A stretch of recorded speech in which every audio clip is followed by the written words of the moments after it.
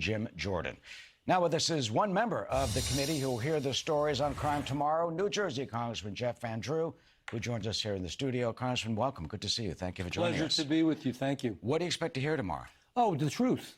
The truth. You know, the truth is a good thing. The truth shall set you free. So we're going to hear about from a mother that lost her son, who was an Afghanistan war hero that fought for us and was brutally and destructively murdered. We're going to hear from the owner of the bodega, who was actually trying to protect his own life and stop the attackers, and stop particularly one of them. He killed him with a knife, and he had to protect himself and his store. And believe it, I believe in hold your ground. You know, this is your store, your life. And you know what Alvin Braggs did to him? He put him in jail.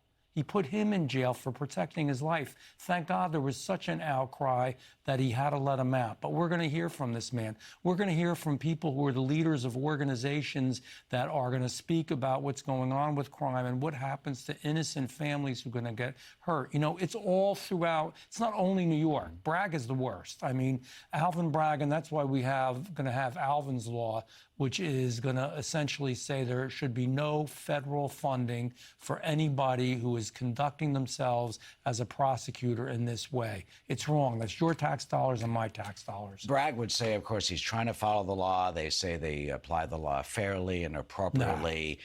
You see it, though. You see his progressive policies as hurting crime victims? Absolutely. Look, you know, I might be a simple country dentist, but I'm telling you the truth.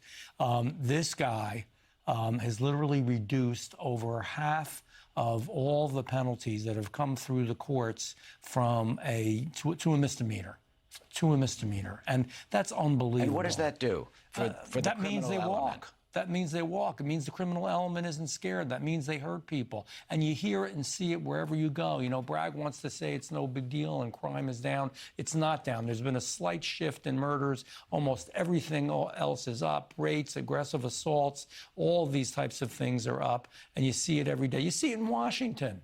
You see it in Washington, where Senator Paul's aide was knifed in the head, and I pray to God he's okay. You see it in Washington, where my chief of staff was mugged, and thank God she can handle herself, and she got out of it, but it was scary. You see it in Washington. You see it in Seattle. You see it in New York. These are George Soros-funded people. Imagine we've got some bad guy, and he is a bad guy, funding our prosecutors in the United States of America because he wants to change the fabric of this country. Soros does give money. He says he did not give money directly to Bragg. He gave money to an organization that supports Bragg.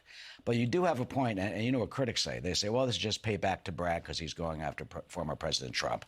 It's all political. And that's why Bragg shouldn't open his mouth about anything being political. He's the ultimate political hack. Frankly, and I'm going to be a little harsh, it's the way it is. I tell what I think. I think this guy should resign. I think he should be disbarred.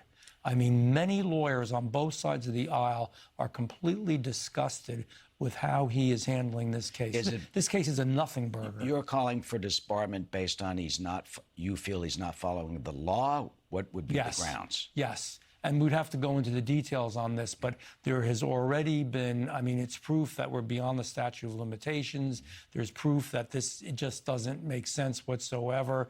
They're trying to do something that was never done before, say, well, you committed one crime. Oh, you're talking about the Trump case. The Trump case, okay. Yes. But in general, that's not what we're going to talk about tomorrow.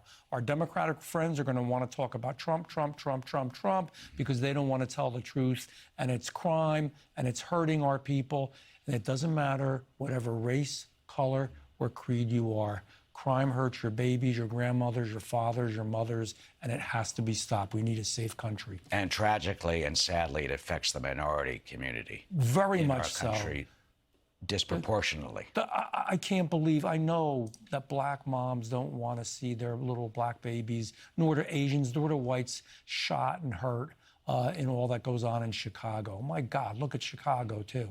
But Bragg is the centerpiece for it, man. He is just the guy that represents it all, along with his buddy George Soros. All right, we'll see what. Well, I don't know if they're buddies. He didn't say that.